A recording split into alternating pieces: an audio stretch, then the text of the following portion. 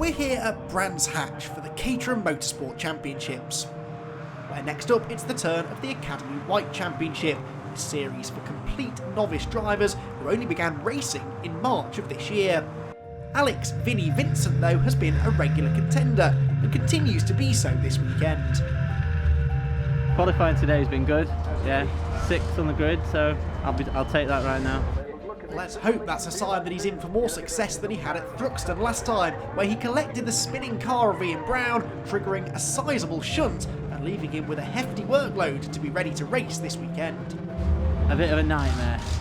Last race, quite a lot of damage to the car, but Caterham have done a great job getting me back on the road, so yeah, here I am.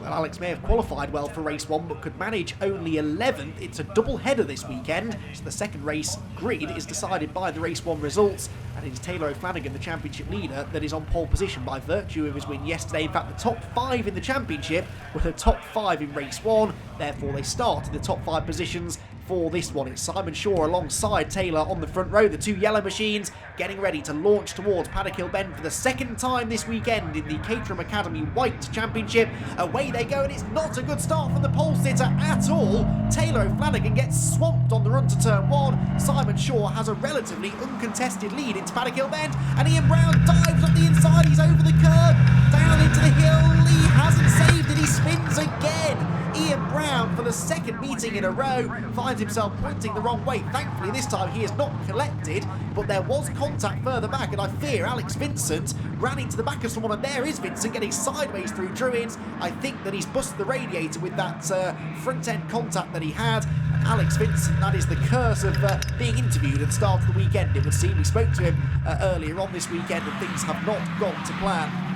So Alex Vincent is out. It looked as though Ian Brown was able to continue, albeit at the back of the field, as there Sam Gibbons tries to get back ahead of Nick Timpson, because Nick Timpson, the number 4 car, started behind him on the grid, but got ahead of him at the end of the opening lap. Well, a dramatic opening lap it is. It's led by Simon Shaw. Here comes Taylor O'Flanagan trying to recover now after that terrible start. Goes to the outside into Paddock Hill Bend, trying to take second place away from Dominique Mansberger. Dominique is third in the championship behind O'Flanagan and Shaw. And so Dominique, the black and green car, could do with beating them here if possible. 9 points off the championship lead, and they're all skating wide on that radiator fluid. And well, would you believe it, Taylor O'Flanagan has got the lead back, but there's chaos behind. Cars spinning left, right and centre. O'Flanagan gets the lead. Shaw down to second, but immediately trying to fight back coming out of Graham Hill Bend. The two yellow cars wheel to wheel for the race lead. This is also, in the grand scheme of things, the fight for the championship lead as well. And Simon Shaw, who is 3 points behind O'Flanagan coming into this second race of the weekend, is back in the lead of it as well. Fantastic. Through clearways they go then. Dominique Mansberger well and truly a part of this. The number 38 car was one of the spinners at the top of the hill. That's Ryan Lovett, who started inside the top 10. And Alex Vincent is the reason, in a way, albeit inadvertently, for the chaos we've just seen at Druids, because he ran into the back of somebody. Here is the replay look. It was a real banzai move made by Ian Brown. It went wrong though, there was contact made, he spun, and there, look, crunch, was Alex Vincent going into the back of the car in front, which I think might be the grey car of Sam Gibbons. No, it wasn't. It was actually the green car, wasn't it, of Nick Timpson that he hit. And you can see how it happened, and you can see immediately as well the radiator fluid starting to spray across the track. Well, that was an unfortunate start to the race, and now everyone is dancing around trying to find the grip up at the top of the circuit through Druids. Dominique Mansberger very sideways there, almost got into the back of Simon Shaw. It is O'Flanagan back in front now, so Taylor O'Flanagan is back into the race lead in this real snakes and ladders start to the race. Mansberger there in third position as they run down the Cooper Straight towards Surtees. James Walker, the blue and yellow number 7 car, is sitting 4th place at the moment in the race. He is 4th in the championship too. There's some nice symmetry to this, isn't there? Hugo Bush is the odd one out in a way. He started 6th on the grid, and he is inside the top 5 now. Not inside the top 5 in points, but remember, all of these drivers dropped their worst score from the year, so it could completely change the championship picture as we move into the second half of the season. side by side for the race lead again as Simon Shaw desperately tries to wrestle it away from Taylor O'Flanagan, who went into Paddock Hill Bend on the tight defensive line, and that means he's slow on the exit. Mansberger tries to make it 3 wide on the inside. This surely won't work. Elbows Simon Shaw rudely aside. Simon won't appreciate that, mainly because he's dropped outside the top 5 now, down to 6th place for Simon Shaw, and just about finds a gap in line ahead of Nick Timpson, who's driving well in this race. As I said, started down in 12th place on the grid, did that number 4 car, and here he is, 7th place, and mixing it with the championship frontrunners. So O'Flanagan leads, Mansberger second, into 3rd place goes James Walker, and 4th now for Hugo Bush, who could be on for a really good result here, Hugo Bush. He had a couple of podiums in the first 2 races of the year, but has not returned to the podium since then, and this could be a golden opportunity to do so. He's only 1 place away from the podium spots now. As this time around towards Paddock Hill Bend, it could well be that O'Flanagan is under pressure from Dominique Mansberger rather than Simon Shaw, who is fighting his way back into the top 5. Hugo Bush is now in a podium position. Look goes up the inside of James Walker into paddock. That was a textbook out-braking manoeuvre. Moves through into 3rd place. Walker tries to fight back as they head towards Druids. Well, I've said it before and I'll say it again, no doubt, but you would not believe this was the first season that these drivers have ever spent racing cars on real race circuits. Their racecraft has improved magnificently as the season's gone on. Don't let me down now by driving into each other. Thankfully, that sideways moment for Sam Gibbons did not end in that contact with Nick Timpson. But yeah, their racecraft has been really improving as the year goes on, and the action that they produce on circuit time and time again, these Caterham Academy drivers, is really second to none.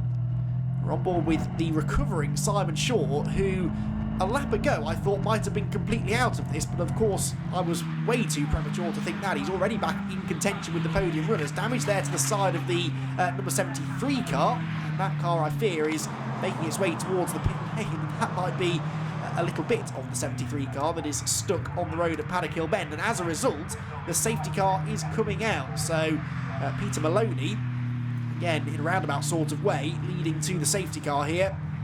That means that any advantage that had been gained will now disappear, although I really don't think Taylor O'Flanagan was particularly pulling away out front, was he? Ian Brown also of course gets the chance to close in as the hard-working volunteer marshals race out onto the circuit to pick up bits of Caterham. Replay again of the start. Look at that. Ian Brown dives to the inside of Dominique Mansberger, and there was contact, but in fairness he was slightly out of control before that, and it is a minor miracle that nobody collected Ian himself there. There was secondary contact as others avoided him, but no one actually T-boned the number 15 car, and for that we can be very grateful. Right then, race back underway, and the top 4 already starting to break away, and Hugo Bush, not content with going for a podium, wants 2nd place, and he might just get it. What a move that was round the outside of Paddock Hill Bend. Dominique Mansberger had no answer for that, and Hugo Bush is into P2. Now, can he get his first ever victory? Taylor O'Flanagan is only just up the road, but Taylor O'Flanagan is the championship leader and will not be an easy man to pass.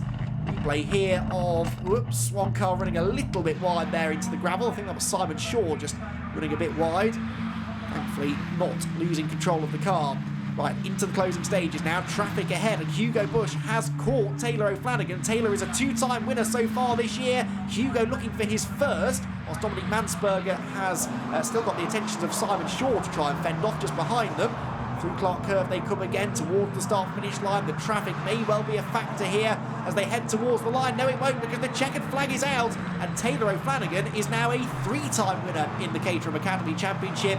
A brilliant race and a brilliant victory with Hugo Bush second and Dominique Mansberger joining them on the podium. A really topsy-turvy race that has the potential to have some serious ramifications for the championship. James Walker and Simon Shaw are inside the top 5, Mansberger on the podium with Hugo Bush, but the race win for the 3rd time this year goes to Taylor O'Flanagan. Non-stop from start to finish, to be honest. Yeah, brilliant. The racing was amazing. There was no foul play. It was fantastic start to finish, and swapped over a fair bit. So yeah, it was fantastic. I mean, the entire race from the first corner was just hectic and unbelievable. So P6 to P2 makes up for a disappointing day yesterday, but very happy with that. And yesterday I had a terrible start, but today it went quite good, and I could keep my position. What was my major point today, so I could start the race from the front and could fight with the lead and not had to fight back like yesterday. So a third win of the year puts Taylor O'Flanagan 7 points clear of Simon Shaw in the championship, whilst Hugo Bush's remarkable second place sees him jump into the top 5 heading into the final meeting of the year.